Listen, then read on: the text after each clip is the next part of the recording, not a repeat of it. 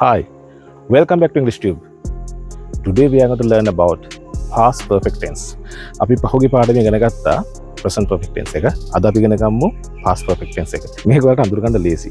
ඔයාලට මෙන්න මෙහෙම වුණොත් අහලා තිබුණා, දැකලා තිබුණා, කරලා තිබුණා, කාලා තිබුණා, වෙලා තිබුණා. මේ වගේ තිබුණා කියන එන්නේ සවුන්ඩ් එක එනවා නම් අන්න ඒ වගේ අදහසක් එනවා නම් ඒක අනිවාර්යයෙන්ම past perfect. අනිත් එක දැන් past perfect tense එක අපි පාවිච්චි කරනකොට අතීත සිදුවීම් දෙකක් තියෙන්න ඕනේ. ඒ කියන්නේ අපි වර්තමානයේ දැන් කතා කරන්නේ අතීත සිදුවීම් දෙකක් ගැන. ඒ සිදුවීම් දෙක එකකට පස්සේ තමයි අනික සිද්ධ වෙන්නේ. එතකොට ඔය එකකට පස්සේ අනික සිද්ධ වෙනවා. සිදුවීම් දෙකක් තියෙනවා. ওই දෙක විස්තර කරන්න තමයි අපි past perfect tense එක පාවිච්චි කරන්නේ. අපි එක්සැම්පල් එකක් බලමු මෙන්න මෙහෙම. අපි හිතමු මම ඊයේ ගෙදර එනකොට ඇය රාත්‍රී ආහාරය අරගෙන. කියන්නේ සරලව කිව්වොත් මම ඊයේ ගෙදර එනකොට ඇය රෑ කෑම කාලා. එතනදි බලන්න දැන් මම ඊයේ ගෙදර එනකොට ඇය රාත්‍රී කෑම කාලා. එතන සිදුවීම් දෙකක් තියෙනවා. මම ඊයේ ගෙදර එනවා ඇය කෑම කාලා තියෙනවා. මෙතන ඉස්සෙල්ලාම සිදු වෙන්නේ මොකද්ද? ඉස්සෙල්ලාම සිදු වෙන්නේ ඇය කෑම කාපු එක. මොකද මම එනකොට ඇය කාලා ඉවරයි. එතකොට මෙන්න මෙතෙන්ද අපි පාවිච්චි කරනවා past perfect tense එක.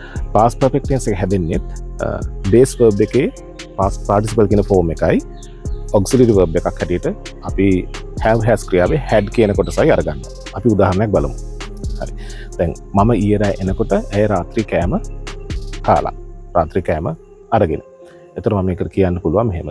When I came home last night, she had eaten dinner. When I came home last night, she had eaten dinner.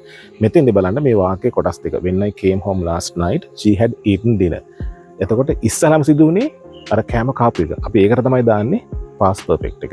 ඊට පස්සේ සිදු වෙච්ච එක තමයි when I came home කියන. මම ගෙදර ආපු එක. ඒක දාන්නේ simple past tense එකේ. එතකොට මේ කොටස් දෙකෙන් කෝකද මුලට එන්නේ කෝකද අගට එන්නේ කියන එක ප්‍රශ්නයක් නෑ අපිට දෙවිදිහම කියන්න පුළුවන්. මෙන්න මේ වගේ. When I came home last night, she had eaten dinner. එහෙම නැත්නම් අපිට කියන්න පුළුවන් she had eaten dinner when I came home last night.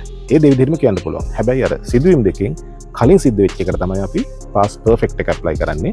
ඊට පස්සේ සිදු වෙච්ච සිදුවීමට අපි දාන්නේ simple past tense එක.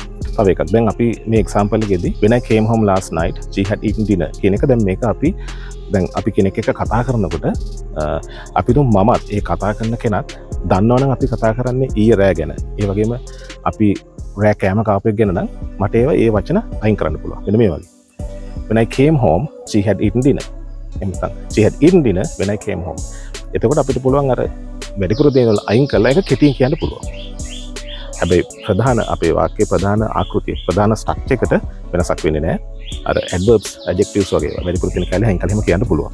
ඒ වගේම දැන් අපි මේ past perfect එකේදී පාවිච්චි කරන සමහරක් adverbs ඒ කියන්නේ ක්‍රියා විශේෂණ තියෙනවා. ඒ අදහස් තවත් අපිට ඒකට අපේ emotions feelings හැඟීම් වගේ දේවල් ඇතුළත් කරන්න පුළුවන්. ඒවා දැන් උදාහරණයක් මෙන්න මෙහෙම. දැන් බලන්න මෙන්න මේ වචනේ already කියන්නේ මෙලහකටමත් දැනටමත් කියන අදහස තියෙන already adverb එකක්. එතකොට මේ අපි already කියන එක පාවිච්චි කරලා මෙන්න මෙහෙම කියන්න පුළුවන්. When I came home last night, she had already eaten dinner. එහෙම නැත්නම් she had already eaten dinner when I came home last night. එතනදි බලන්න ඒ already කියන දෙක දැම්මට පස්සේ එතන පොඩි අදහසේ වෙනසක් වෙනවා. දැන් මේ වගේ. මම එනකොට එයා ඉතින් කෑම කාලා. කරන්න දෙයක් නැහැ. මොකද I brought something else that should go with the dinner. ඒ කියන්නේ රෑ කෑමත් එක කන්න පුළුවන්. මම තම යම් කිසියක් ගෙනත් තිබ්බා. ඉතින් එයා කාලා මට කරන්න දෙන්න. අන්න ඒ වගේ අපි හැඟීමක් ප්‍රකාශ කරන්න adverbs දාන්න වෙනවා. මොකද එතකොට තමයි ඒකේ අදහස් හරියට කමියුනිකේට් වෙන්නේ. grammar හරියට ඉංග්‍රීසි හරියට හරි මදි. අපිට අදහසක් හරියට emotions එකට දාන්න ඕනේ. ඉතින් අපි already පාවිච්චි කළා හැකි. හරි.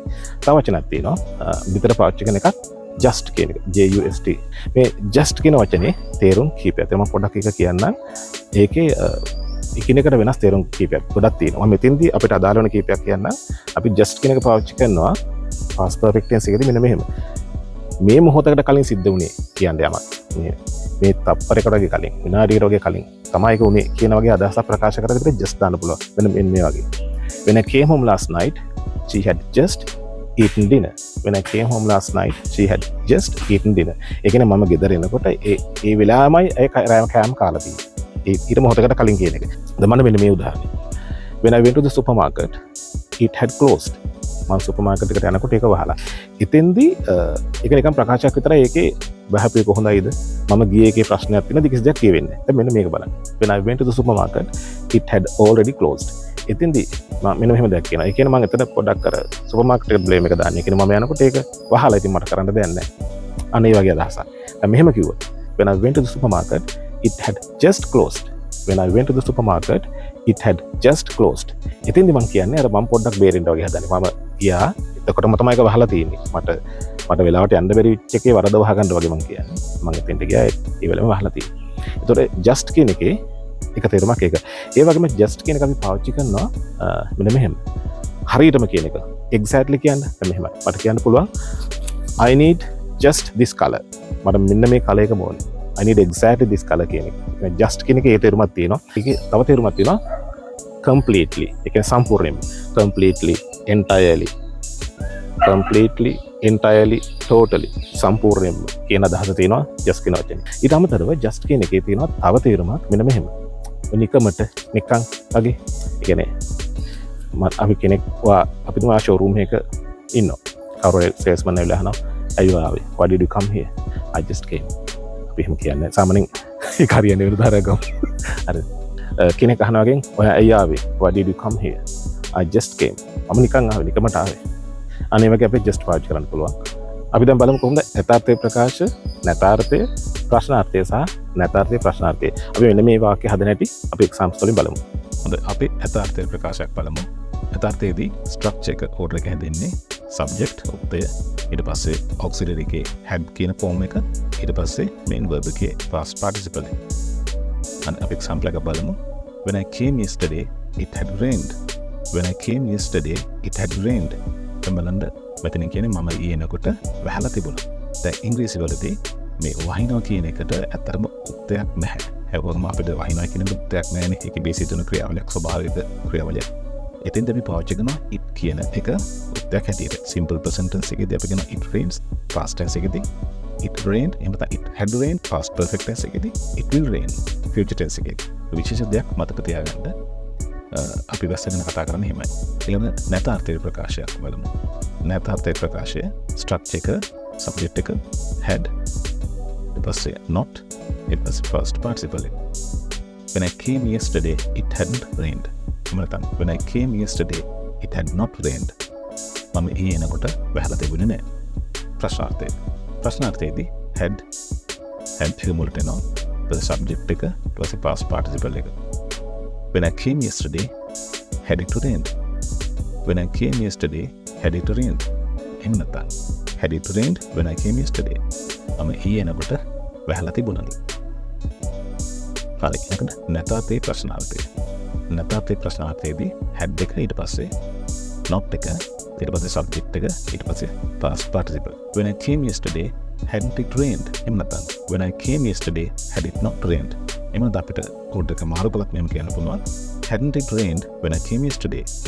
Had it not rained when I came yesterday? ඔය හතර විදිහටම අපිට මේක කියන්න පුළුවන්. අපි තව examples ටිකක් බලමු. When I arrived at the party everyone had already left. මම පාටි එකට එනකොට හැම එක්කෙනාම ගිහිල්ලා තිබුණා. She had not met her new neighbors until yesterday. She had not met her new neighbors until yesterday. දැන් මම මෙතන until yesterday කියන එක එතන ක්‍රියාපදයක් නැහැ. හැබැයි අපි ඒක අතීතයේ අඟවලා තියෙනවා until yesterday කියන කොටසේ. ඇය ඊයේ වෙනකල් ඇයගේ neighborsලා අසල්වැසියෝ හමු වෙලා තිබුණේ නැහැ. We had not studied for the exam, so we were unprepared. අපි exam එකට පාඩම් කරලා තිබුණේ නැහැ. ඒකින්ද අපි ඒකට ලෑස්ති නැහැ. He called me before I left for the airport. He called me before I left for the airport. දැන් මට මෙතන ඒ කියන්නේ මම එයාපෝට් එකට යන්න කලින් ඔහු මට කතා කරලා තිබුණා. කෝල් කරලා තිබුණා. දැන් මම මෙතන මේ for කියන වචනේ අයින් කරපුව ගමන් මේ වාක්‍යයේ අදහස එපිටින් වෙනස් වෙනවා. දැන් මෙතන left for the airport කියන්නේ එයාපෝට් එක බලා පිට තුනක් කියන එක. එතකොට for නැතුව ගියොත් left the airport වෙනවා. ඒ කියන්නේ එයාපෝට් එකෙන් ගියා කියන එක. So he called me before I left the airport කිව්වොත් මම එයාපෝට් එකෙන් යන්න කලින් මට ඔහු කෝල් කරලා තිබුණා. ඒ for කියන වචනේ දහසින් පිට වෙනස් වෙනවා. හරි. By the time he woke up, his friends had already gone on the hiking trip. By the time he woke up, his friends had already gone on the hiking trip. ඔහු අවදි වෙනකොට එයාගේ යාළුවෝ ඒ වෙනකොටත් hiking trip එකට ගිහිල්ලා. අපි තව examples දෙකක් බලමු. She had already eaten lunch before I arrived. කියන්නේ මම ඉන්න කලින් ඇය lunch එක අරගෙන තිබුණා. She had not already eaten lunch before I arrived. මම ඉන්න කලින් ඇය lunch එක අරගෙන තිබුණේ නැහැ. නැතාර්ථය had she already eaten lunch before I arrived? මම එන්න කලින් ඒ ලංච් එක අරගෙන තිබුණද ප්‍රශ්නාර්ථය. Hadn't she already eaten lunch before I arrived? නැත්නම් had she not already eaten lunch before I arrived? නැත්නම් අපේ ප්‍රශ්නාර්ථය. මම එන්න කලින් ඇය ලංච් එක අරගෙන තිබුණේ නැද්ද? He had seen that movie 3 times before I even heard about it. ඔහු ඒ මූවි එක 3 පාරක් බලලා තිබුණා මම ඒකේ නම අහන්නත් කලින්. නැත්නම් අර්ථයෙන් ගත්තොත් he had not seen that movie 3 times before I even heard about it. මම ඒ ගැන අහන්නත් කලින් ඔහු එය 3 පාරක් බලලා තිබුණේ නැහැ. Had he seen that movie 3 times before I even heard about it? මම ඒ ගැන අහන්නත් කලින් ඔහු 3 පාරක් ඒ මූවි එක බලලා තිබුණාද? ප්‍රශ්නාර්ථය. යන නැතාර්ථය ප්‍රශ්නාර්ථය ගත්තොත් hadn't he seen that movie 3 times before I even heard about it? එහෙම නැත්නම් had he not seen that movie 3 times before I even heard about it? මම ඒ ගැන අහන්නත් කලින් ඔහු ඒක 3 පාරක් බලලා තිබුණේ නැද්ද?